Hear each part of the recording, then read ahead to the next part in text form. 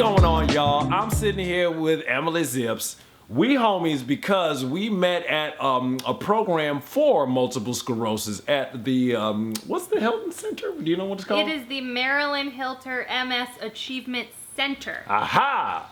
And Marilyn Hilton had MS in her day, and it's really bad. So, in her honor, they set up a program at UCLA to help people who are newly diagnosed. So I got my MRI. Obviously, there's holes in my brain, and so Yeah. I started a new job. I moved across the country. Yo. Left like my support system, and was diagnosed with MS all Wow. in 2 months.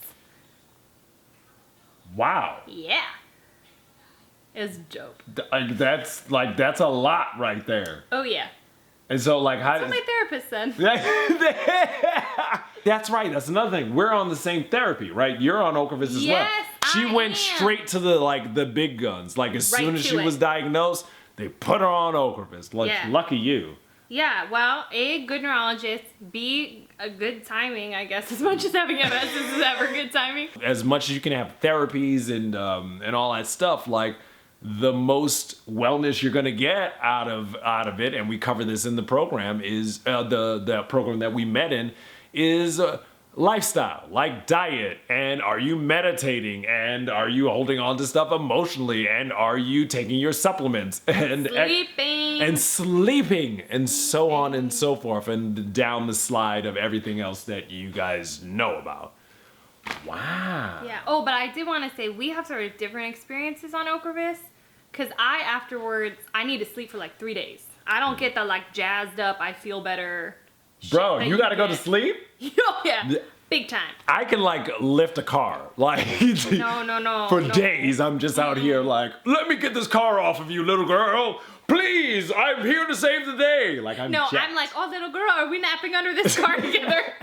Like I get it on a Friday, Yeah. and I have Monday and Tuesday on my calendar marked as like I What? might not be there.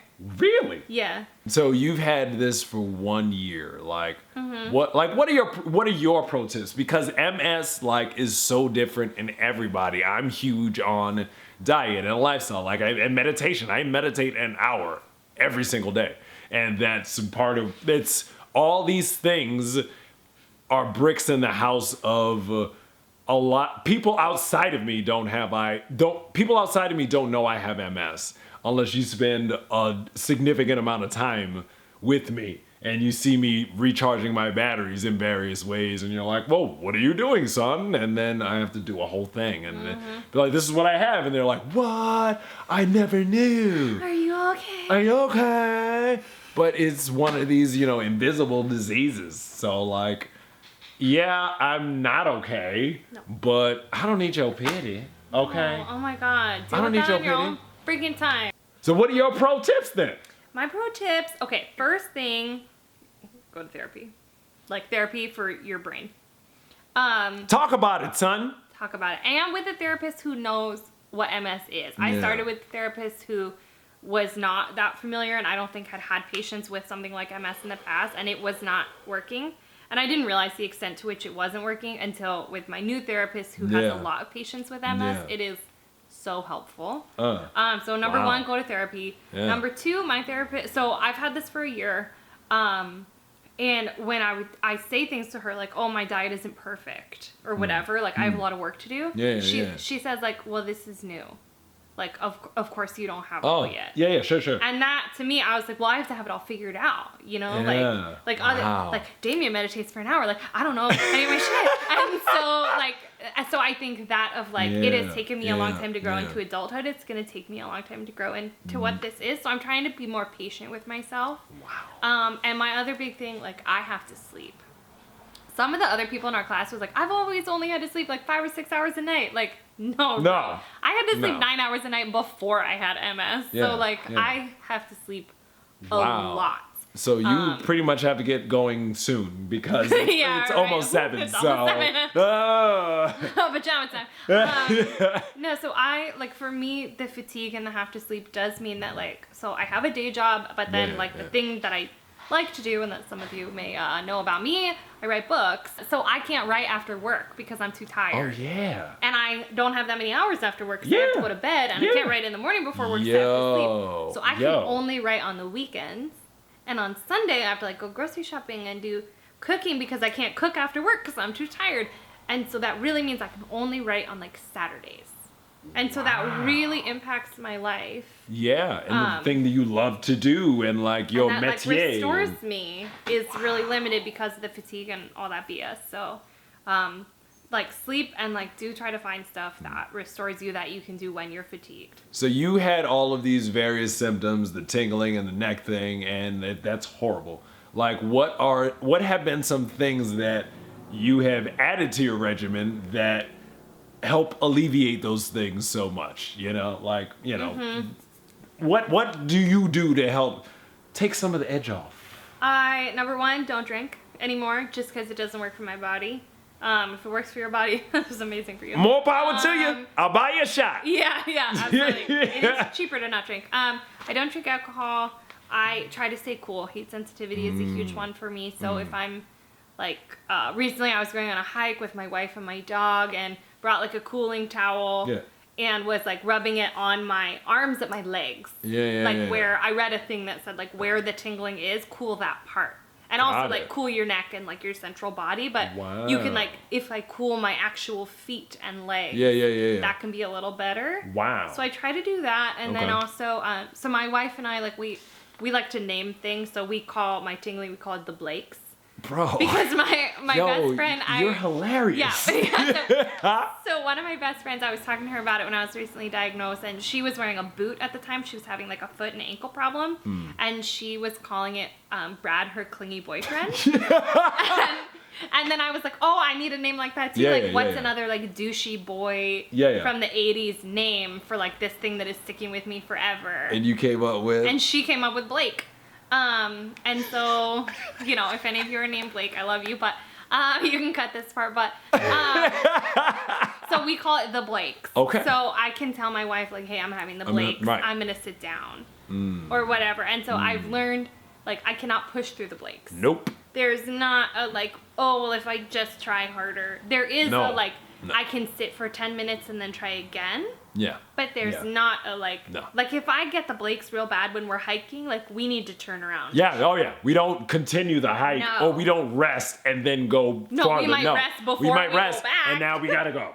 Now we gotta go. So like that's a real thing that I'm learning because I can't. And the Blakes happen when I'm tired. They happen when I haven't slept, when I'm hot, when I'm stressed, when I'm hungry. You have another life now, and for better or for worse, it's different. And you do different things for wellness, which is great. Like, you cut out booze, you don't eat gluten, you go to bed at a certain time. I eat gluten. Yeah, she eats the gluten. But you know what I'm saying? But, like, you have to do all those things so that you feel like a baseline person. Yeah. You know what I'm saying? Not even feel you're awesome is like, folks without disease, like, sleep 9 hours and, like, ready to take on the world. Yeah. And I sleep 9 hours and I'm like, okay, I can do this now. Yeah. Like, we have to think about it all the time. It's like when you're parked in like a 1 hour space, you have to just keep feeding the meter. Like you can't ever forget, and other people who have their cars parked in unlimited parking, they don't, like if I'm just like, but my car, we live in LA, we'll talk about cars, and everyone's like, I don't have to think about my car. And I'm like, I constantly have to think about my car and also make sure I have enough money. And if I don't, then I have to go home. Like I have to take my car. It can't stay there. I think that's the most complete metaphor for having multiple sclerosis. I just came up with that. That I've ever heard. There are people with MS that watch this channel. A lot of people, most of them are on Ocrevus. Like what are some things that you would just say to them? Like they're newly diagnosed pretty much just like you. And like, what would you say to folks that you could like look right in the eye right there and be like, first of all, like this sucks. Like it sucks. It's okay for it to suck. We were talking about like not being ready for things when we were first diagnosed. So like I did a lot of like, I would Google it and see something really scary and like basically throw my computer out the window. I was just like, never again. Yeah. So like it took me a long time. Like even today I like did a quick Google and then I was like, Nah. not today, Satan, you know, like this is past.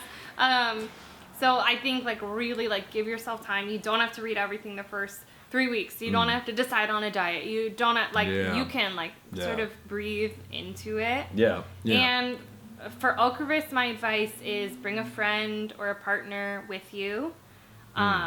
We have a little routine now where my wife comes with me. She brings me lunch.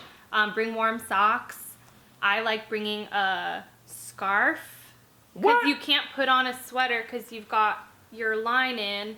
Hey, yo, baby, wife, we're gonna have to bring some scarves and what? Warm socks. And warm socks to my next infusion, baby. That's true. Get up on that, wife. Yeah. Wife Sips is really on top of it. But so like a scarf to keep yourself warm because you have an IV in your arm, and just like sleep. I watched Wonder Woman last time, which made me feel very powerful.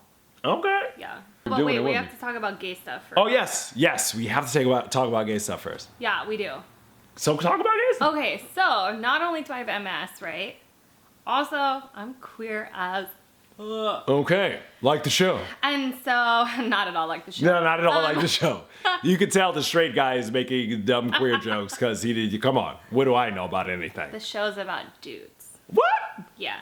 Okay, so yeah, bad jokes. So one of the things with like all types of representation and like being queer in general, right? Like our whole thing is we don't see people who look like us when we're like looking out into the world, especially in media. We're just like, who is me? Who is me? Who is me? Right? And, Wow. And so like something that I talk about a lot, and if you like know me at all, you know that I talk about like the power of naming things and like knowing what things are. Right. And so like it's really hard to understand that you're queer if you don't know that that's an option. It's really hard to understand that you're sick if this isn't what you thought sick looked like. Wow. And so for me, like I'm like really exploring those intersections, and then also like it is hard to find other people who have MS that you want to be friends with. It is hard to find them when they're your same age. Yeah. And in your same stage of life. Yep. Like most of the other folks in our class had kids, and a lot of their kids were like, you know, 12 plus, if not adults. And so that's really different. They're dealing with different stuff than we are. And then if you want to find someone else who's queer, like that is a really that's a small hole right there. Freaking small hole. And so first of all, if you're watching this and you have MS and you're queer, coming out with me. But second of all, I just want to say that like as you get intersecting marginalized identities, and I don't know if you talk about race on this, but like as things get more intersectional and more marginalized, it like your pool of people who are like you gets smaller. Oh yeah. And so like for a like white woman disease, you know, I'm like standard in some ways, but then when I'm looking especially for other queer women who are living lives similar to my life, to see a roadmap of like what could this look like? What could my life be like? It's really a very small sample size. I've had a really hard time finding it. Even just Googling queer multiple sclerosis, you get like one person. Wow. And so like there are a lot of us. And, and there are a lot of us also like queer with chronic illness and like different types of things. And so that is really, it shouldn't feel so narrow, but it does feel really narrow. And in there's a lot of similar issues, like coming out. Who do I come out to? How do I come out at work? Like navigating coming out at work as someone with multiple sclerosis was so much harder than navigating coming out at work as someone who's queer. Oh Lord, immensely harder. You had to come out. You had to first tell people you had the MS, and then you had to tell people you was gay. Another opposite direction. But first you had to tell people you was gay, and then you had to tell people that you have the MS. Yeah, and guess which one I've been discriminated against for? Ooh. It's the MS. Ooh. And I had someone recently, a friend, say to me like she had a mentor who was a lesbian with MS, and that she would come out as lesbian in job interviews and not with MS. And I mean, I'm gonna do that too. And so, like that is. As we think about, you know, we talk in the queer community about you don't come out just once, you're coming out your whole life. And that is true for MS too. And so navigating that is really a lot. And so I think that's something that we as queer folks with chronic illness have more experience in. Yeah. But it sucks to have to do it again. Then like the disclosure just the level of things to disclose goes up. Wow. In ways that are both familiar and unfamiliar, and so it's just like a lot. Wow. Well, so just wanted to talk about that. I'm glad you touched on that because that's awesome, and that's not something that I've touched on this blog. And so hopefully there's other people that thank you. You can always count on me for queer content. So hopefully there's other people that this resonates with and that this helps. You know what I'm saying? That's why the vlog goes on in the first place. Community, and that's what you were saying about talking about before. Knowing somebody else your age with MS. Like maybe that's the only bar you get. Like it'd be great if it was the same age, race, sex, but you don't get that a lot. So wherever you can find community, build community. And that's what I'm doing here. So I'm really happy that you're watching, and I'm really happy that we was chilling and that you was willing to be on the vlog. And I'm so happy to have been on the vlog. And so we are just gonna go back to chilling right now. Yeah. So it's chill time. So okay, bye. Go find me on Twitter. Bye.